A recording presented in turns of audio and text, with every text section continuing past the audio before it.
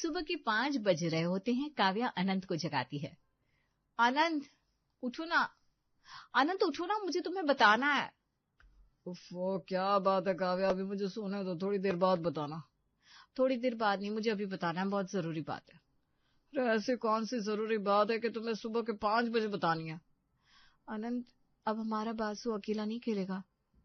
उसके साथ खेलने के लिए उसकी छोटी बहन या भाई आने वाला है। मतलब मैं पापा बनने वाला हूँ? आनंद, हम दूसरी बार माता पिता बनने वाले हैं। ये तो बहुत खुशी की बात है। खुशी की बात तो है, लेकिन अब आपकी जिम्मेदारियां बढ़ने वाली है जनाब। आपको मेरा बहुत ख्याल रखना पड़ेगा। हाँ तो मैं रखूंगा ना तुम्हारा ख्याल, और अपने होने वाले बच्चे का भी पूरा ख्याल रखूंगा। मैं आज ही तुम्हें डॉक्टर के पास ले चलूंगा। शाम को अनंत जब ऑफिस से लौट कर आता है। काव्या चलो मैं तुम्हें डॉक्टर के पास ले चलता हूँ। आनंद बेटा, तू अभी अभी तो आया है, पहले चाय तो पी ले। काव्या बहू की तबीयत खराब है तो मुझे बता देती, मैं उसे डॉक्टर के पास ले जाती। ऐसी बात नहीं है माँ, काव्या की तबीयत बिल्कुल ठीक है। दरअसल काव्या दोबारा माँ बनने वाली है। अरे ये तो बहुत खुशी की बात है। तू बहू को डॉक्टर के पास लेकर जा, मैं तेरे आने से पहले खीर बना कर रखूंगी। मैं एक बार फिर बुआ बन जाऊंगी। माँ तुम खीर बना लो, मैं बाहर से कुछ मिठाइयाँ लेकर आती हूँ। आज मैं पूरे मोहल्ले में मिठाइयाँ बांटूंगी।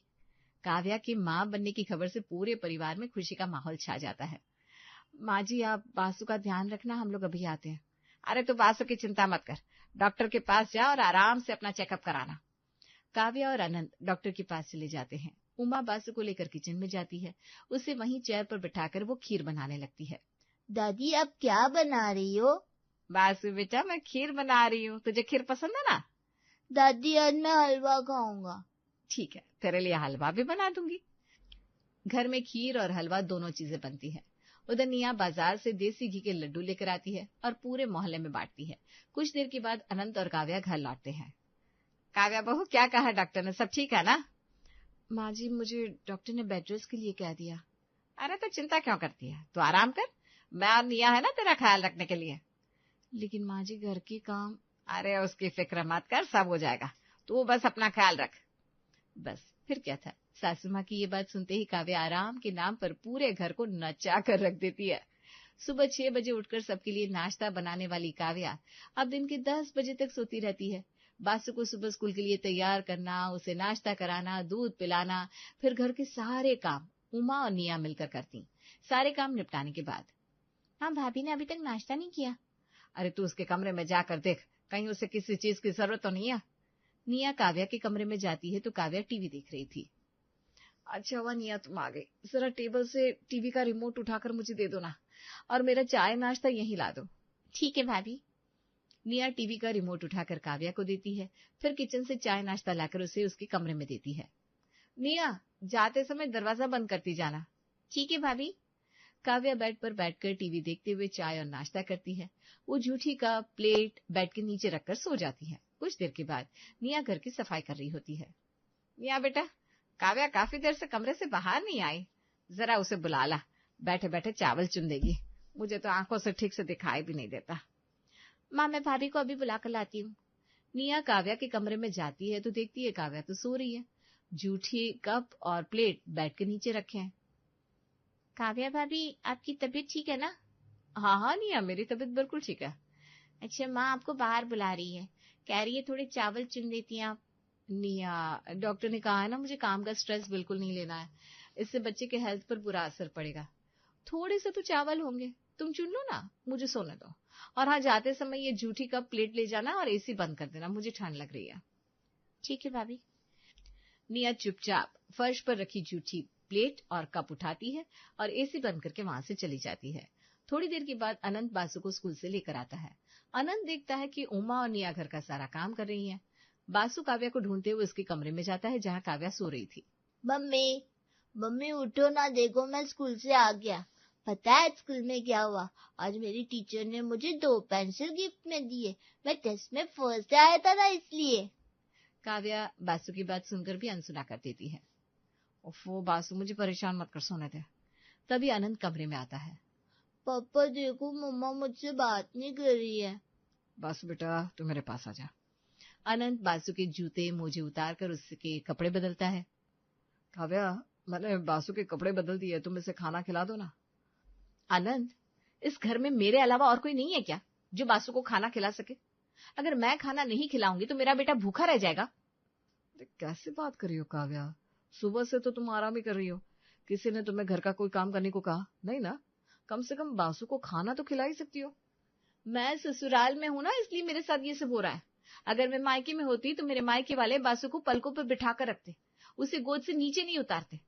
मुझे बासु की चिंता करने की भी जरूरत नहीं होती। काव्या, तुम्हारे आराम के लिए ही तो मैं ऑफिस के लंच आवर में बासु को स्कूल से लाने गया था। मुझे अभी फिर ऑफिस जाना है, नहीं तो इसे मैं ही खाना खिला देता। काव्या बासु को लेकर बड़बड़ाती हुई कमरे से बाहर आती है।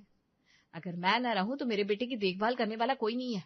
अभी मैं मायके में होती तो मेरी माँ, भैया, भाभी सब बासु का ख्याल रखते, लेकिन ससुराल तो ससुराल होता है। भला ससुराल में बहू के आराम की किसको परवाह? कैसे बात कर रही है काव्या बहू? बासु तो पूरे परिवार की जान है। बासु से हमारी खुशियां हैं। तू जाके आराम कर, बासु को मैं खाना खिला दूंगी। आराम और मैं? मेरा आराम आप लोगों से देखा जाता है क्या? आपको पता है माँ जी, प्रेगनेंसी में कितनी सुस्ती और कमजोरी आ जाती है, जिस कारण मेरी जरा सी आंख लगी। वैसे तो मैं सारा दिन घर में खटती रहती हूँ, अब ऐसे वक्त में भी आराम नहीं कर सकती। अभी मैं अपने मायके में होती तो वे लोग मुझे एक चम्मच तक नहीं छूने देते। काव्या, लगता है आजकल तुम वेब सीरीज ज्यादा ही देख रही हो। ये सब कहीं उसी का असर तो नहीं है? हाँ, आपको तो ऐसा ही लगेगा। मेरे कमरे से टीवी भी हटवा दो ना। प्रेगनेंसी में मेरा दिल बहलता रहे, मूड फ्रेश रहे, इसलिए जरा सा टीवी क्या देख लेती हूँ, वो भी आपकी आंखों में खटक रहा है। मायके में टीवी का रिमोट 24 घंटों मेरे हाथ में रहता था। काव्या बहू, तेरा जो करने का दिल करे तू वही कर, बासु को मैं खाना खिला देती हूँ। अब मुझे उठा ही दिया है तो मुझे भी खाना दे दो। निया बेटा, काव्या को खाना दे दे। निया अनंत और काव्या को खाना देती है। दोनों खाना खाते हैं। खाने के बाद काव्या अपनी झूठी प्लेट तक नहीं उठाती, उसे टेबल पर छोड़कर अपने कमरे में जाने लगती है।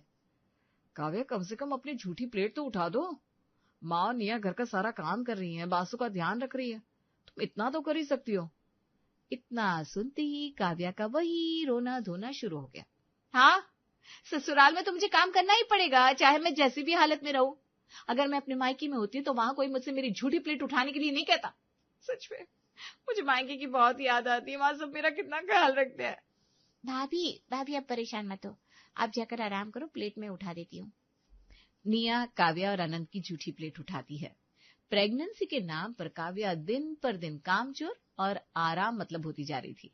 एक दिन वो बाहर सोफे पर बैठकर मूंगफली खा रही थी और उमा रसोई में काम कर रही थी। माँ जी जरा जल्दी आना। उमा को लगता है शायद काव्या किसी मुसीबत में है। वो दौड़कर उसके पास आती है। क्या बात है काव्या बहू? माँ जी, ये मूंगफली की छिलकी यहाँ से हटा दो, बहुत गंदगी हो रही है, और मेरे लिए 1 कप अदरक और गुड़ वाली चाय बना दो। उमा सोफे के नीचे गिरे मूंगफली के छिलके हटा रही थी। उसी समय अनंत ऑफिस से घर आता है। वो ये सब देख लेता है और मन ही मन सोचता है, बहुत हो गया काव्या का, इसने तो हद ही कर दी है। अनंत उमा से कहता है, माँ तुम जाओ, मैं इसे साफ कर देता हूँ। अनंत बेटा, तू अभी अभी ऑफिस से आया है, तू जाकर हाथ मुंह धो ले, मैं इसे साफ कर दूंगी, फिर मैं सबके लिए चाय बनाती हूँ। नहीं माँ, तुम जाकर चाय बनाओ, मैं ये साफ कर देता हूँ। उमा रसोई में जाकर सबके लिए चाय बनाने लगती है। उमा के जाने के बाद, काव्या, तुम्हें माँ से इसे साफ करने को कहते हुए शर्म भी नहीं आई? इतना तो तुम कर ही सकती हो। अनंत, आपको पता है ना, डॉक्टर ने मुझे बेड रेस्ट के लिए बोला है, लेकिन आपको मेरी चिंता कहाँ है? अगर मुझे कुछ हो भी जाएगा तो आपको क्या फर्क पड़ेगा? एक लड़की को उसकी प्रेगनेंसी में कितनी परेशानियां उठानी पड़ती हैं, उसे दूसरों की मदद की कितनी जरूरत होती है, ये बात सिर्फ उसके मायके वाले ही समझ सकते हैं। आप लोग नहीं समझेंगे। अगर मैं मायके में होती तो मुझसे कोई ऐसी बात नहीं कहता। सच में मायका मायका होता है, ससुराल ससुराल। काव्या रोने का नाटक करने लगती है। काव्या, अच्छा बाबा सॉरी, अब चुप हो जाओ प्लीज। अनंत सोफे के पास फैली गंदगी साफ करता है। थोड़ी देर में निया बाहर से सब्जी लेकर आती है। निया को देखते ही काव्या दर्द से कराहने लगती है। क्या बात है भाभी, आपकी तबीयत तो ठीक है ना? मेरी कमर में बहुत दर्द है, सहा नहीं जा रहा। बैठे बैठे दर्द ही होगा ना, थोड़ा चल फिर लोगे तो ठीक हो जाएगा। हाँ, मैं तो भूल गई थी ना, मैं ससुराल में हूँ। यहाँ मेरी फिक्र किस है? अभी मैं अपने मायके में होती तो मेरी माँ मुझे फौरन डॉक्टर के पास ले जाती। भाभी आप चिंता मत करो, मैं आपकी कमर में मूव स्प्रे कर देती हूँ, आपका कमर दर्द ठीक हो जाएगा। मूव स्प्रे से कुछ नहीं होगा निया, ये प्रेगनेंसी का मामला है। क्या पता कहीं और मेजर प्रॉब्लम हो तो। मैं तुम्हें डॉक्टर के पास ले चलता हूँ, चलो। आप तो रहने ही दो, मैं खुद चली जाऊंगी। मैं जानती हूँ यहाँ मुझे अपना ख्याल खुद रखना है, मायके में होती तो। अनंत उसे बीच में ही टोकता है। काव्या, तुम खामखा बात का इशू बना रही है, चलो तैयार हो जाओ। तभी उमा चाय लेकर आती है। अनंत बेटा चाय तो पीता जा। सभी लोग चाय पीते हैं, जिसके बाद अनंत काव्या को डॉक्टर के पास ले जाता है। काव्या की आराम मतलबी और उसके ताने दिन पर दिन बढ़ते जा रहे थे। एक दिन घर में कुछ रिश्तेदार आ जाते हैं। उमा और निया रिश्तेदारों की खातिरदारी में व्यस्त हो जाती हैं, जिस कारण काव्या और बासु के खाने में 15 मिनट की देरी हो जाती है। बस फिर तो काव्या रिश्तेदारों के जाने का इंतजार करती है और उनके जाने के बाद शुरू हो जाता है काव्या के तानों का दौर। रिश्तेदारों के आगे मेरा और मेरे बेटे का किसी को ध्यान नहीं रहा। मैं सबके लिए एक टांग पर खड़ी रहती थी, सबकी जरूरतें वक्त पर पूरी किया करती थी। आज जब मेरी बारी आई तो सबने मुंह फेर लिए। अगर मैं अपने मायके में होती ना तो चाहे घर में भगवान ही क्यों ना आ जाए, मेरे मायके वाले सबसे पहले मेरा ख्याल रखते। बस भगवान नहीं। फिर वो काव्या से कहता है, काव्या मैं देख रहा हूँ यहाँ हम तुम्हारा ठीक तरह से ख्याल नहीं रख पा रहे हैं। प्रेगनेंसी की हालत में तुम्हें एक्स्ट्रा केयर की जरूरत है। तुम्हारे मायके से अच्छी केयर और कहीं हो ही नहीं सकती। चलो मैं तुम्हें तुम्हारे मायके छोड़ाता हूँ। काव्या खुशी खुशी मायके जाने के लिए तैयार हो जाती है। वो अपना और बासु का सामान पैक करती है और अनंत उसे मायके छोड़ाता है। काव्या और बासु को देखकर उसके मायके वाले बहुत खुश होते हैं। काव्या बेटा, अच्छा किया जो तू यहाँ आ गई। आजा बेटा, आराम से बैठ। पारुल बहू, देख तो कौन आया है। काव्या की भाभी पारुल अपने कमरे से बाहर आती है। काव्या को देखते ही वो उसे गले लगा लेती है। काव्या दीदी कैसी हो अब? हम लोग बहुत दिनों से आपको याद कर रहे थे कि काव्या दीदी नहीं आ रही है। मुझे भी ना आप लोगों की बहुत याद आ रही थी भाभी। आप लोगों के बिना मेरा जी नहीं लग रहा था। कोई ना, अब आ गई हो तो आराम से यहाँ रहो। काव्या बासु की ओर बिना ध्यान दिए अपने कमरे में जाकर बेड पर लेट जाती है। इधर बासु अपने पैर से बिना जूते उतारे सोफे के ऊपर चढ़ जाता है और आरव के साथ खेलने लगता है। उस पर पारुल की नजर पड़ती है। बासु बेटा, पहले आप अपने जूते उतार लो। आप उतार दो। पारुल बासु के जूते मोजे उतारती है। उसके बाद, मामी मुझे भूख लगी है। बासु बेटे को भूख लगी है, क्या खाओगी आप? मेरे लिए पास्ता बना दो। ठीक है, आप आराम से बैठो, मैं आपके लिए पास्ता बना देती हूँ। पारुल किचन में जा रही थी कि काव्या अपने कमरे से आवाज लगाती है, पारुल भाभी, पारुल भाभी। पारुल उसके कमरे में जाती है। क्या बात है काव्या? भाभी, बाहर मेरा सामान रखा है, उसे मेरे कमरे में ला दो और मेरे लिए कुछ खाने को बना दो। मैं बासु के लिए पास्ता बना रही हूँ, तुम्हारे लिए भी बना देती हूँ। नहीं भाभी, मैं पास्ता नहीं खाऊंगी। आप मेरे लिए ब्रेड कटलेट बना दो। मुझे आपके हाथ के बने ब्रेड कटलेट बहुत पसंद है, और साथ में कॉफी भी बना देना। ठीक है। पारुल बाहर से काव्या का सामान लाकर उसके कमरे में पहुंचाती है। उसके बाद माँ और बेटे का फरमाइशी नाश्ता बनाती है। काव्या अपने कमरे में बेड पर बैठकर नाश्ता करती है और उधर बासु खाता कम है, गिराता ज्यादा है, जिस कारण पूरे सोफे पर पास्ता बिखर जाता है। ओहो बासु बेटा, ये आपने क्या किया? मम्मी, मैं तो पास्ता खा रहा हूँ। चलो मैं आपको खिला देती हूँ। हाँ, पारुल बासु को पास्ता खिलाती है। बासु अपने नानी के घर से ही स्कूल भी जाता है। उसे रोज स्कूल छोड़ने की जिम्मेदारी नवीन की होती है। नवीन आरव और बासु दोनों को स्कूल छोड़ता है सुबह 6 बजे। काव्या, काव्या जल्दी उठ जा बेटा। क्या बात है मम्मी, सोने दो ना। काव्या, तूने बासु की स्कूल ड्रेस और टाई कहाँ रखी है? जल्दी दे, उसे स्कूल के लिए तैयार करना है। मेरी ट्रॉली बैग में रखी होगी, खुद ढूंढ लो, मुझे तंग मत करो। संगीता काव्या का ट्रॉली बैग खोलकर उसमें से बासु के कपड़े ढूंढती है। बैग में काव्या के भी कपड़े रखे होते हैं, जिस कारण उसे बासु के कपड़े ढूंढने में काफी वक्त लग जाता है। माँ जल्दी करो ना, आरव और बासु दोनों स्कूल के लिए लेट हो जाएंगे। मैं क्या करूं बेटा, बासु के कपड़े ही नहीं मिल रहे। काव्या से कहो ना वो निकाल कर दे। इतना कहते हुए नवीन कमरे में आता है तो देखता है काव्या तो सो रही है। संगीता किसी तरह से बासु के कपड़े ढूंढ कर निकालती है और उसे तैयार करती है, जिसके बाद नवीन बासु और आरव को स्कूल पहुंचाता है। लेकिन दोनों बच्चे स्कूल के लिए लेट हो जाते हैं। मायके में काव्या को चाहिए स्पेशल ट्रीटमेंट। कई दिनों से उसके और बासु के गंदे कपड़े उसके कमरे की शोभा बढ़ा रहे होते हैं। तब, ये सब क्या है काव्या? भाभी, ये गंदे कपड़े हैं, आप धो देना इन्हें। हाँ, पर कपड़े वॉशिंग मशीन में ही तो डालने हैं, तुम खुद भी डाल सकती हो, कौन सा हाथ से धोने हैं? भाभी, आप जानती हो ना मैं प्रेग्नेंट हूँ, इस समय मुझे बहुत आराम की जरूरत है। आप ये गंदे कपड़े ले जाओ और बाहर जाते वक्त ना लाइट ऑफ कर देना और पर्दा लगा देना, दरवाजा भी बंद कर देना। वो क्या ना, जरा से भी आवाज होती है तो मेरी नींद खराब हो जाती है। ठीक है। पारुल मन ही मन सोचती है, ये तो हादी हो गई, इतनी भी क्या आराम मतलबी। मैं भी तो प्रेग्नेंट हुई थी, मैंने भी बच्चा पैदा किया है, मैं तो घर के सारे काम करती थी। काव्या घर के काम में थोड़ा बहुत हाथ तो बटा ही सकती है। लेकिन काव्या से ऐसी उम्मीद करना बेकार था।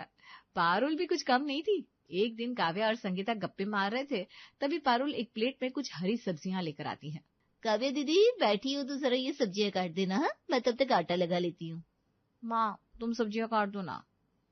काव्या बेटा, मैं सब्जी जरूर काट देती, लेकिन आज सुबह प्याज काटते समय ना मेरी उंगली कट गई है। अच्छा ठीक है, काट देती हूँ सब्जी। ना चाहते हुए भी काव्या को सब्जी काटनी पड़ती है, जिसके बाद पारुल खाना बनाती है। भाभी मुझे खाना दे दो, बहुत नींद आ रही है, सुस्ती सी लग रही है। पारुल 2 प्लेट में खाना लाती है। ये लो काव्या, खुद भी खा लो और बासु को भी खिला देना। भाभी बासु को माँ खिला देगी। काव्या तुम भूल रही हो, माँ जी की उंगली कट गई है। उनके हाथों में पट्टियां बंधी है ना, और इतना तो तुम कर ही सकती हो। बैठे बैठे उसे खाना ही तो खिलाना है। ठीक है भाभी। काव्या बासु को खाना खिलाती है, जिसके बाद वो सोने के लिए अपने कमरे में चली जाती है। बासु, जो अब तक अपनी नानी के पास सोता था, उस रात वो काव्या के पास आता है। मम्मी मुझे कहानी सुनाओ ना। अरे बासु मुझे सोने दे, तंग मत कर। नानी रोज सोने से पहले मुझे कहानी सुनाती है, मुझे कहानी सुननी है बस। तू जा ना, नानी से कहानी सुन ले जा। बासु जिद करने लगता है। नानी ने कहा है आज आप कहानी सुनाओगी, मुझे कहानी सुननी है, कहानी सुननी है मुझे। ओफो बासु, ठीक है सुनाती हूँ। काव्या बासु को कहानी सुनाती है। कहानी सुनते सुनते बासु सो जाता है। अगले दिन सुबह 5 बजे पारुल काव्या को जगाती है। काव्या, काव्या उठो। क्या बात है भाभी, सोने दो ना। रात में बासु ने सोने में देर कर दी और अब आप सुबह 5 बजे मुझे जगा रही हो। बासु को स्कूल के लिए तैयार कर दो, मैं आरव को तैयार कर रही हूँ। माँ कहाँ है? माँ से कह दो ना। माँ जी की तबीयत आज कुछ ठीक नहीं है, वो सो रही है। माँ को क्या हो गया? काव्या, वो माँ है तो क्या उन्हें कुछ नहीं हो सकता? माँ जी सारा दिन कुछ न कुछ काम करती है, कभी खाली नहीं बैठती, थक गई होंगी। चलो तुम जल्दी उठो, नहीं तो दोनों बच्चे स्कूल के लिए लेट हो जाएंगे। काव्या को सुबह जल्दी उठकर बासु को रेडी करना पड़ता है। काव्या को मायके हुए अभी 4 ही दिन हुए थे। प्रेगनेंसी के नाम पर उसकी जितनी फुल ऐश ससुराल में हो रही थी, मायके में वैसा कुछ भी नहीं होता है। इस बात का एहसास अब उसे होने लगता है 5वें दिन। काव्या, चल तुझे अच्छे से रेस्टोरेंट में डिनर पर ले चलता हूँ। शहर में नया रेस्टोरेंट खुला है, आज वहां चलेंगे। मैं अभी तैयार होकर आई। काव्या खुद तैयार होती है और बासु को भी तैयार करती है। घर के सभी लोग गाड़ी में बैठकर डिनर पर जाते हैं और नए रेस्टोरेंट में खाना खाते हैं। खाने के बाद खाना बहुत टेस्टी था, मजा आ गया। अब अगले हफ्ते यहाँ फिर आएंगे। हाँ क्यों नहीं। अच्छा अब चले घर? हाँ चलो चलते हैं। सभी लोग गाड़ी में बैठकर घर जाने लगते हैं, लेकिन बीच रास्ते में नवीन गाड़ी को काव्या के ससुराल की तरफ मोड़ देता है। ये आप किधर जा रहे हो भैया? घर का रास्ता भूल गए क्या? घर का रास्ता नहीं भूला, तेरे ससुराल का रास्ता यही तो है। हाँ लेकिन हम तो अपने घर जा रहे हैं ना। हाँ तूने बिल्कुल सही कहा, अब वही तो तेरा अपना घर है। नवीन गाड़ी काव्या के ससुराल लाकर रोक देता है। काव्या ले, तेरा घर आ गया।